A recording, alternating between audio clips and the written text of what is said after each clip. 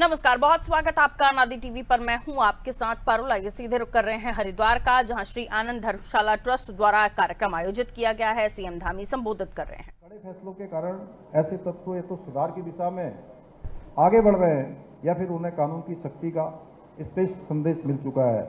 हमारा स्पष्ट मत है कि देवभूमि की आस्था, सनातन संस्कृति और हमारी मातृशक्ति पर कोई भी आंख उठाने का दुस्साहस करेगा तो उसके खिलाफ कठोर कार्रवाई की जाएगी और जिससे निकट भविष्य में वो इस प्रकार के दुस्साहस को करने की बात तो बहुत दूर की बात है, उस तरह वो सोचना भी छोड़ देगा, उसके मन में ऐसा विचार भी नहीं आएगा।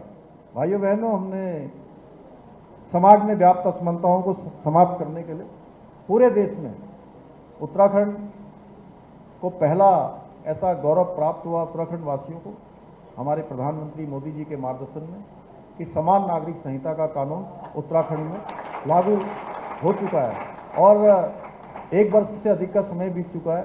बहुत सारी भ्रांतियां भी थी जब, क्योंकि अब आप भी लागू करने वाले हैं, तो इसलिए बहुत सारी भ्रांतियां थी पहले यहाँ पर कि ये कानून आएगा तो ये अव्यवस्था होगी, यहाँ पर तमाम प्रकार का माहौल खराब होगा या कुछ लोगों को टारगेट बनाया जाएगा। 1 साल से भी ज़्यादा का समय हो गया, उसके अब सकारात्मक परिणाम सबके सामने आ रहे हैं। जिनके मन में दुविधा थी, संदेह था, वो संदेह भी अब दूर हो रहा है। आज में ये भी स्पष्ट है कि जिन लोगों ने हमारे जो मातृशक्ति है उनको केवल भोग की वस्तु के रूप में मानसिकता रही है, उन्हें तो यहाँ बड़ी परेशानी है। देश भर के लोग तो हमें बधाई दे, जो हमको कोसने का काम कर रहे थे, उनके पेट में दर्द हो रहा था। लेकिन हम यहीं रुकने वाले नहीं हैं, क्योंकि किसी को धर्म के आधार पर, वर्ग के आधार पर महिलाओं का शोषण करने की खुली छूट नहीं दी जा सकती है। भाइयों बहनों, हमने स्पष्ट कर दिया है कि अब ये नया उत्तराखंड है, यहाँ वोट बैंक की राजनीति नहीं बल्कि न्याय, समानता और संविधान की जो व्यवस्था है उसके आधार पर काम होगा।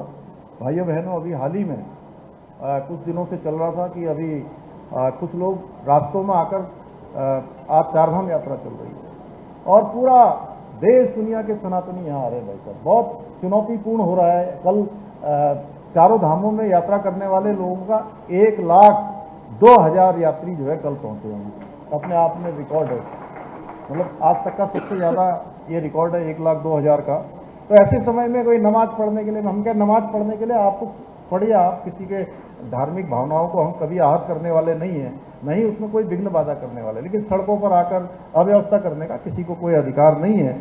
हमने कहा है कि इससे अन्य लोगों को परेशानी नहीं होनी चाहिए। आप अपना काम करिए, क्योंकि हमारी सरकार राज्य में विकास के साथ साथ अपनी विरासत के संरक्षण के लिए भी वचनबद्ध है।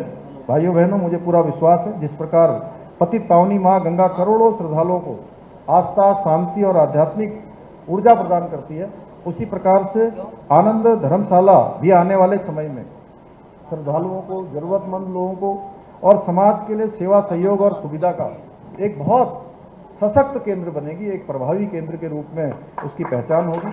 और मैं आप सभी के सहयोग और आशीर्वाद से यह प्रयास हमारा उत्तराखंड को कि देश का सर्वश्रेष्ठ राज्य बनाना है, श्रेष्ठ राज्य बनाना है, ये हमारा संकल्प है और ये विकल्प नहीं संकल्प है।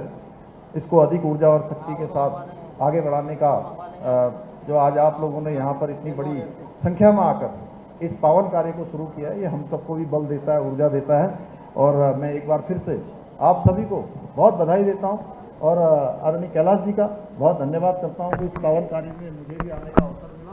अब मैं मुझे आप कैलाश जी भी बोलते, महाराज जी भी बोलते, लेकिन मैं आप सब लोगों से और मंच से थोड़ा क्षमा मांगते हुए कि ये कार्यक्रम ऐसा ही चलता रहेगा, कोई औपचारिकता में कैलाश जी को था भाई साहब, ये कार्यक्रम चलता रहेगा। मेरी आप सबको बहुत बहुत शुभकामनाएं, बहुत बहुत धन्यवाद।